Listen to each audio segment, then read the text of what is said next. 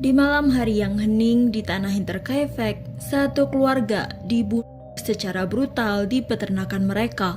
Setelah itu, pelaku tidak langsung melarikan diri. Dia malah memilih tinggal di rumah peternakan itu bersama mayat para korban untuk beberapa hari.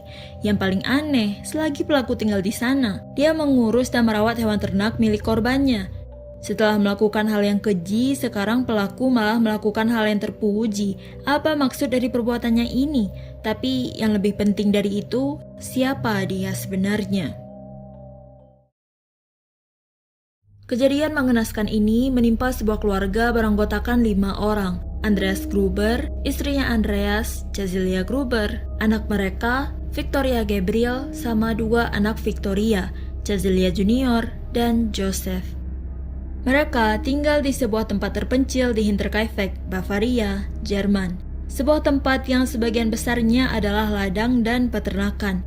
Sama kayak tetangga yang lain, keluarga Gruber pun tinggal di rumah pertanian, yang sebenarnya jarak dari ladang ke rumah itu cuma beberapa meter doang. Tapi pekerjaan rumah tuh sering gak kehandle, karena sehari-hari baik Andreas, istrinya, atau anak mereka Victoria, itu sibuk banget ngurusin ternak sama ladang. Jadinya mereka perlu pembantu yang emang bisa menetap di sana. Ada tuh yang cocok, namanya Crescent Rieger, seorang asisten rumah tangga yang dinilai cukup cekatan untuk menangani sebagian besar pekerjaan di rumah. Setelah hampir 1 tahun bekerja, belakangan Crescent suka ngalamin hal yang aneh. Dia sempat beberapa kali dengar suara ketukan atau suara langkah kaki, padahal jelas-jelas dia lagi sendirian di rumah. Makin hari, suara-suara ini tuh dirasa makin mengganggu. Dia pun ngelaporin hal ini ke Andreas, karena dia yakin ini bukan lagi hal yang bisa diabaikan. Tapi Andreas nggak percaya, soalnya dia sendiri nggak pernah dengar. Ya, lagian Andreas pun kan jarang di rumah. Suara-suara ini tuh nggak ada tiap saat gitu loh, palingan sesekali doang. Tapi kalau emang udah terlalu fokus sama suara itu, sekalinya muncul lagi bakal kepikiran kan. Crescent semakin yakin kalau ada yang nggak benar sama ini rumah. Akhirnya di September 1921 dia resign karena dia mikirnya rumah keluarga Gruber ini berhantu. Selama berbulan-bulan keluarga Gruber nggak mempekerjakan ART baru, jadinya segala pekerjaan itu mau nggak mau harus mereka handle sendiri. Suatu pagi di musim salju, Andreas pergi keluar rumah untuk memulai aktivitasnya seperti biasa. Tiba-tiba aja fokusnya itu teralihkan ketika dia menyadari ada satu hal yang janggal banget. Jadi, jarak beberapa meter dari area belakang properti mereka itu adalah hutan lebat. Nah, Andreas ini ngeliat di atas tumpukan salju ada jejak kaki yang berasal dari hutan itu menuju rumah mereka. Yang bikin paling merinding adalah gak ada jejak kaki yang mengarah kembali ke hutan. Andreas masih positive thinking nih. Mungkin tetangganya kali mau ngecek apa gitu, terus pulangnya muter. Untuk mastiin ini, Andreas pergi ke rumah tetangganya, tapi mereka sama sekali nggak pergi ke properti Andreas. Bukan itu doang, keluarga Gruber pernah dapat koran yang padahal mereka nggak berlangganan koran itu. Pernah juga di malam hari mereka dengar suara langkah kaki di loteng, sama kayak yang pernah dibilang Crescent. Andreas coba ngecek, tapi dia nggak nemuin apa-apa. Satu lagi, salah satu kunci cadangan rumah mereka hilang. Padahal udah nemuin banyak kejanggalan kayak gitu, Andreas ini nggak ngelakuin tindakan apapun karena dia nganggap itu cuma kerjaan orang jahil aja. Di tanggal 31 Maret 1922, akhirnya mereka kedatangan ART baru, namanya Maria Baumgartner. Maria ini datang diantar sama kakaknya. Kakaknya sempat duduk ngobrol-ngobrol sebentar di situ, terus pulang. Dan tepat di malam harinya, peristiwa mengerikan itu pun terjadi.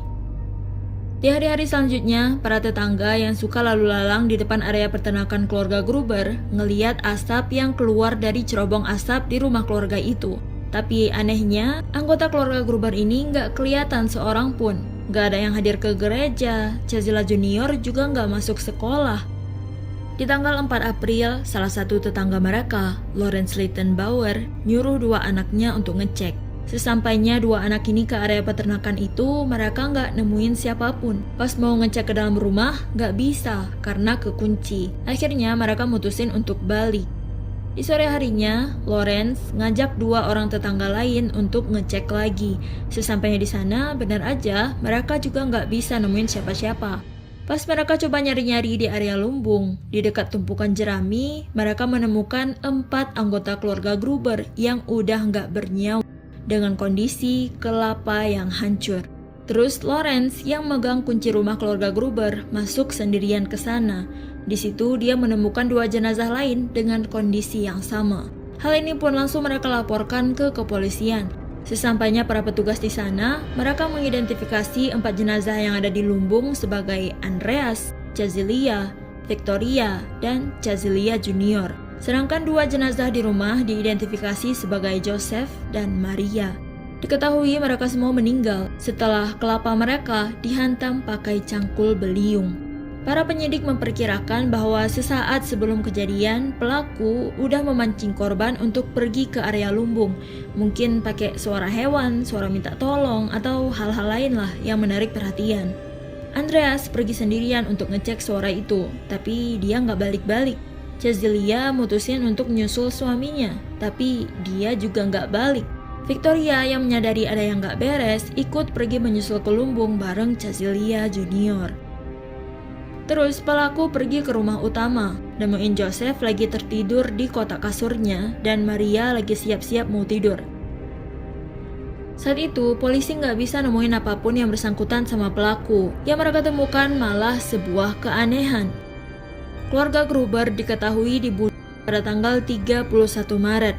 Baik polisi maupun warga sekitar baru mengetahui hal ini di tanggal 4 April. Tapi polisi menemukan adanya tanda-tanda kehidupan di selang 3 hari itu. Mulai dari kesaksian warga tentang cerobong asap, kondisi dapur yang seakan baru aja dipakai, sama hewan-hewan yang udah pada dikasih makan. Kemungkinan besar setelah melakukan pembunuhan, si pelaku tetap tinggal di rumah itu. Tapi ngasih makan ternak buat apa coba? Selagi polisi muter-muter nyari jawaban, kita kenalan dulu lebih dekat sama keluarga Gruber ini. Di lingkungannya, keluarga Gruber dikenal sebagai pekerja keras dan mereka tuh gak terlalu bergaul sama orang lain. Andreas sendiri lebih dikenal sebagai orang yang keras dan kasar. Sifat kasarnya ini gak pandang bulu. Dia kasar sama pekerja, kasar sama istrinya, juga kasar sama anaknya sendiri, Victoria. Mungkin kalian juga udah penasaran, di mana suaminya Victoria. Suami Victoria ini namanya Carl Gabriel. Dia adalah putra dari pasangan petani miskin. Yang karena hal itu, Andreas terus-terusan ngerendahin Carl. Sampai pernah tuh, saking gak tahannya sama cacian Andreas, Carl kabur pulang ke rumah orang tuanya. Di tahun 1914, Carl bergabung dengan Angkatan Darat Jerman untuk Perang Dunia Pertama. Dan sayangnya, dia gugur dalam peperangan itu di tanggal 12 Desember di tahun yang sama. Victoria pun jadi janda, tapi kok di tahun 1919 Victoria melahirkan anak lagi. Disinilah muncul sebuah rumor gelap tentang keluarga Gruber. Banyak orang percaya Joseph, anak paling kecilnya Victoria, adalah hasil dari hubungan terlarang Victoria sama ayahnya sendiri. Dan ternyata ini bukan sekedar rumor, karena setelah Joseph lahir, Andreas dihukum penjara selama 1 tahun dan Victoria dipenjara untuk 1 bulan karena kasus insest yang bikin mereka jadi bahan omongan di lingkungan tetangga. Sejak usia Victoria menginjak 16 tahun, Andreas kerap kali melecehkan Victoria. Ini tuh udah semacam rahasia umum. Jadi padahal Victoria ini jatuhnya korban ya, tapi dia ikut di penjara juga. Sejak penangkapan itu, banyak orang percaya kalau keluarga Gruber akan dikutuk karena perbuatan keji itu. Ketika cerita tentang kejadian aneh yang dialami Crescens menyebar, kutukan itu dianggap benar-benar udah datang. Jadinya beberapa tetangga meyakini bahwa kematian mereka yang mengenaskan adalah bentuk akhir dari kutukan itu. Semakin diselidiki, kasus ini jadi semakin membingungkan. Kepolisian gak menemukan tanda-tanda pembobolan. Pelaku harusnya punya akses yang mudah untuk keluar masuk. Yang mungkin aja pelaku adalah seseorang yang dikenal keluarga Gruber. Kepolisian pun kemudian menginterogasi lebih dari 100 orang yang punya akses ke properti keluarga Gruber, mulai dari para kerabat sampai pekerja musiman. Tapi semuanya buntu.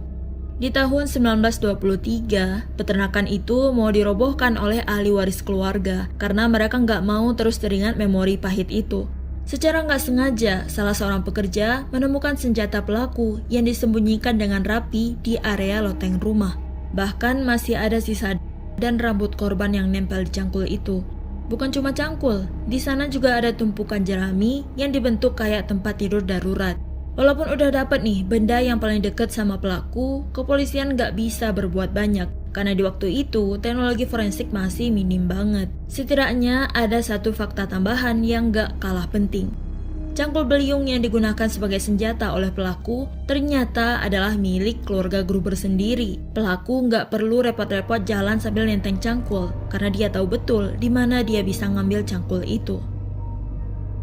Untuk informasi tambahan, area loteng di rumah keluarga Gruber ini tuh dipakai sebagai tempat tinggal sementara untuk para buruh petani musiman. Jadi pas lagi musim panen, biasanya mereka tuh bakal nyewa beberapa pekerja yang nantinya bakal disuruh nginap di rumah itu aja, tepatnya di loteng. Di loteng itu emang udah disediain roti-roti kering untuk makanan para pekerjanya. Walaupun lagi nggak ada pekerja, roti-roti itu pun kayak di stok aja di situ. Nah, saat awal-awal penyelidikan, petugas sempat memeriksa area loteng itu. Mereka nemuin tempat penyimpanan roti kering yang udah pada kosong. Padahal diketahui, gak ada seorang pekerja pun yang dipekerjakan keluarga Gruber sejak beberapa bulan yang lalu. Apa mungkin pelaku udah tinggal bareng keluarga Gruber lebih lama dari yang diperkirakan? Pelaku tahu di mana keluarga Gruber nyimpan cangkul beliung itu. Dia cukup mahir menggunakan cangkul dan juga pandai merawat ternak. Dia familiar dengan properti keluarga Gruber. Dan dia adalah orang berhati dingin yang bahkan anak 2 tahun pun gak luput jadi korbannya. Dengan fakta-fakta yang udah dikantongi, kepolisian masih cukup kesulitan bahkan untuk nentuin apakah pelakunya adalah orang dekat atau orang asing yang udah lama mantau keluarga ini. Dokter yang melakukan otopsi membawa bagian tengkorak para korban ke Munich untuk pemeriksaan lebih lanjut. Tapi sayangnya, benda sepenting itu malah hilang pas Perang Dunia Kedua. Yang karena hal itu, sampai hari ini pun gak ada upaya tambahan yang bisa dilakukan untuk menguak siapa sebenarnya pelaku pembunuhan massal ini, menjadikannya salah satu misteri tak terpecahkan di Jerman. Di mana ada misteri, di situ ada teori. Dan inilah beberapa teori terkait siapa sebenarnya pelaku pembunuh di Hinterkaifeck.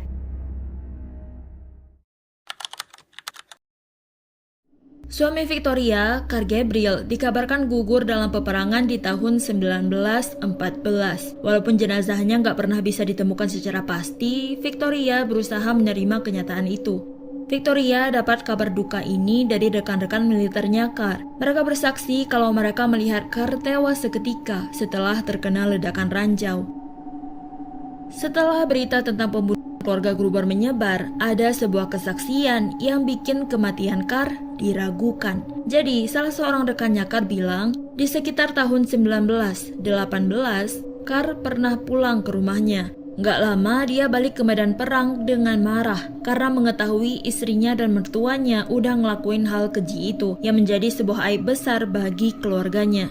Dia memalsukan kematiannya dan kembali secara diam-diam ke rumah dengan dendam dan amarah yang membara. Beberapa orang yang lain juga mengaku pernah bertemu Karl Gabriel sesaat sebelum kejadian itu. Setelah melakukan penyelidikan menyeluruh terhadap arsip militer, catatan perang, dan ngumpulin berbagai kesaksian dari para saksi mata di medan perang, pengadilan secara resmi menetapkan bahwa Karl Gabriel memang udah tewas di tanggal 12 Desember 1914. Dengan keputusan hukum ini, semua spekulasi tentang Karl yang memalsukan kematiannya kemudian menjadi pelaku pembunuhan di Hinterkaifeck secara resmi digugurkan oleh kepolisian dan kejaksaan Jerman. Jadinya teori ini terkesan terlalu dipaksakan ya, apalagi dilihat dari nama Karl Gabriel yang selalu masuk dalam daftar orang yang dicurigai di setiap pembahasan misteri pelaku kasus Hinterkaifeck. Bayangin, tetanggamu yang hampir tiap hari berinteraksi denganmu, suatu hari ditemukan meninggal dengan kondisi yang bahkan gak bisa dideskripsikan. Kira-kira gimana reaksimu? Kemungkinan bakal histeris dan takut kan? Tapi beda sama Lorenz Rittenbauer. Saat pertama kali petugas sampai di TKP, perhatian mereka udah langsung ngarah ke Lorenz. Dia gak nunjukin ekspresi apapun, cukup tenang. Bahkan sempet-sempetnya ngubah posisi korban. Dia juga ngomong kayak, oh ini si pelaku gak bisa ngubur mereka karena tanahnya keras. Sebuah kalimat yang benar-benar gak tepat untuk diucapkan dalam situasi seperti itu. Setelah dikulik-kulik, diketahui bahwa ternyata Lorenz bukan sekedar tetangga. Dia punya hubungan yang jauh lebih dekat sama keluarga Gruber. Jadi, beberapa tahun ke belakang setelah istri pertamanya meninggal, Lawrence sempat punya hubungan percintaan sama Victoria. Mereka bahkan udah punya rencana untuk nikah. Tapi setelah Joseph lahir, Lawrence ngerasa kalau keluarga Gruber ini terus-terusan berusaha untuk memerasnya dengan nuntut untuk bayar uang tunjangan anak. Yang padahal menurut Lawrence, ayah biologis Joseph yang sebenarnya pun gak jelas. Bisa aja kan itu anaknya Andreas? Tapi keluarga Gruber ini terus-terusan minta pertanggungjawabannya. Seakan Joseph itu udah fix anaknya Lawrence. Karena itu mereka jadi sering ribut. Pas Lawrence mau nikahin Victoria, Andreas nggak mau ngasih restu. Seakan dia nggak mau Victorianya diambil sama laki-laki lain. Yang nggak lama setelahnya, Lawrence memutuskan untuk menikah dan hidup bahagia sama perempuan lain. Teringat sama permasalahan itu, yang jadi pertanyaannya sekarang adalah dari mana Lawrence dapat kunci rumah keluarga Gruber? Masa iya dia punya kunci rumah orang yang lagi ada masalah sama dia? Lawrence bisa aja bilang kalau kuncinya dulu dikasih sama Victoria. Lagian udah nggak ada orang yang bisa bantah ucapannya kan? Lawrence sempat masuk ke jajaran tersangka utama, tapi mau segede apapun kecurigaan orang-orang, gak ada bukti yang bisa nunjukin kalau Lawrence ada kaitannya dengan kematian keluarga Gruber. Di tahun 1951, seorang perempuan bernama Crescentia Meyer ngasih kesaksian tepat sebelum kematiannya. Di hadapan seorang pendeta, Crescentia bersaksi kalau dua saudara laki-lakinya, Adolf Gam dan Anton Gam, adalah pelaku pembunuhan di Hinterkaifeck. Tapi baik Adolf, Anton, atau keluarga mereka membantah hal itu dengan bilang kalau omongan Crescentia nggak bisa dipercaya. Palingan dia ada dendam pribadi aja sama dua saudara laki-lakinya ini. Dr. Pop sebagai seorang jaksa penuntut umum merasa harus melakukan sebuah penyelidikan berdasarkan kesaksian ini karena dia nemuin hal yang cukup menarik di latar belakang Anton Gam. Anton Gam ikut bergabung dalam Perang Dunia Pertama. Di tahun 1919, dia bergabung dengan Freikorps Oberland yang bertugas melakukan berbagai pembunuhan politik di Bavaria. Terus di tahun 1921, selama pertempuran Annaberg, diketahui Anton Gam telah membunuh 9 orang petani. Dia punya banyak pengalaman dalam menghilangkan nyawa seseorang. Dia juga dirumorkan pernah deket sama Victoria. Bahkan ada yang percaya kalau Anton lah ayah biologis Joseph. Tapi lagi-lagi, gak ada bukti yang bisa nunjukin kalau Anton ataupun Adolf adalah pelaku dari kasus Hinterkaifeck. Mendiang Karl Gabriel punya 3 saudara laki-laki, yaitu Anton, Jacob, dan Joseph. Mereka semua masih tinggal bareng orang tua mereka di Lag. Keluarga Gabriel juga punya seorang pembantu rumah tangga, namanya Maria Michelle. Di sekitar tahun 1937, 15 tahun setelah kejadian itu, tiba-tiba aja Maria memberikan sebuah kesaksian ke kepolisian. Secara rinci, dia menjelaskan gimana keluarga Gabriel punya alasan yang kuat untuk melakukan pembunuhan itu. Kayak yang aku sebutin sebelumnya, keluarga Gabriel adalah keluarga petani miskin. Banyak dari properti mereka yang harusnya direnovasi, tapi apa daya, mereka nggak sanggup untuk membiayai hal itu. Apalagi setelah Perang Dunia Pertama, kondisi finansial mereka semakin memburuk. Setelah Karl Gabriel dinyatakan meninggal di medan perang, menurut Maria, keluarga Gabriel punya rencana untuk menghilangkan semua ahli waris, sehingga tanah Hinterkaifeck yang luas itu bisa jatuh ke tangan mereka. Terus Maria juga bilang di sekitar awal Mei 1922, pas dia mau nyuci baju majikannya, di tumpukan baju kotor itu, dia ngeliat ada sebuah baju kemeja dengan banyak noda darah di sisi kiri dada. Dia nanya tuh sama Nyonya Gabriel, katanya itu tuh cuma darah mimisan si Jacob. Iya sih, Maria tahu Jacob sering mimisan, tapi setahunya mimisan Jacob gak pernah separah itu kok sampai netes-netes ke baju. Dan anehnya setelah itu dia gak pernah lagi ngeliat kemeja itu. Karena kesaksian Maria ini, ketiga saudara Karl Gabriel sempat ditahan, terus dilepasin lagi karena gak ditemukan bukti apapun. Walaupun pernyataan Maria terdengar sempurna, ada satu masalah yang bikin omongan Maria nggak bisa sepenuhnya dipercaya. Maria ini tipe orang yang kalau dibikin kesel, dia bakal nyebar fitnah. Karena ada tuh kejadian di mana beberapa orang bikin dia kesel. Nggak lama orang-orang itu dituduh sama Maria tentang hal-hal yang sebenarnya nggak mereka lakukan. Sekaligus memunculkan sebuah pertanyaan, kenapa dia terus-terusan tutup mulut dan tiba-tiba bersaksi setelah 15 tahun. Apakah dia sebenarnya ketakutan atau lagi kesel aja nih sama keluarga Gabriel? Maria juga pernah dirawat di rumah sakit jiwa, walaupun keluarganya bersikeras kalau Maria sama sekali nggak punya penyakit mental. Oh ya, masalah warisan tadi, diketahui tanah pertanian keluarga Gruber jatuh ke tangan ahli waris dari garis keturunan Gruber. Salah satunya adalah Bernhard Gruber, saudara laki-lakinya Andreas Gruber. Jadinya keluarga Gabriel sama sekali nggak dapat bagian.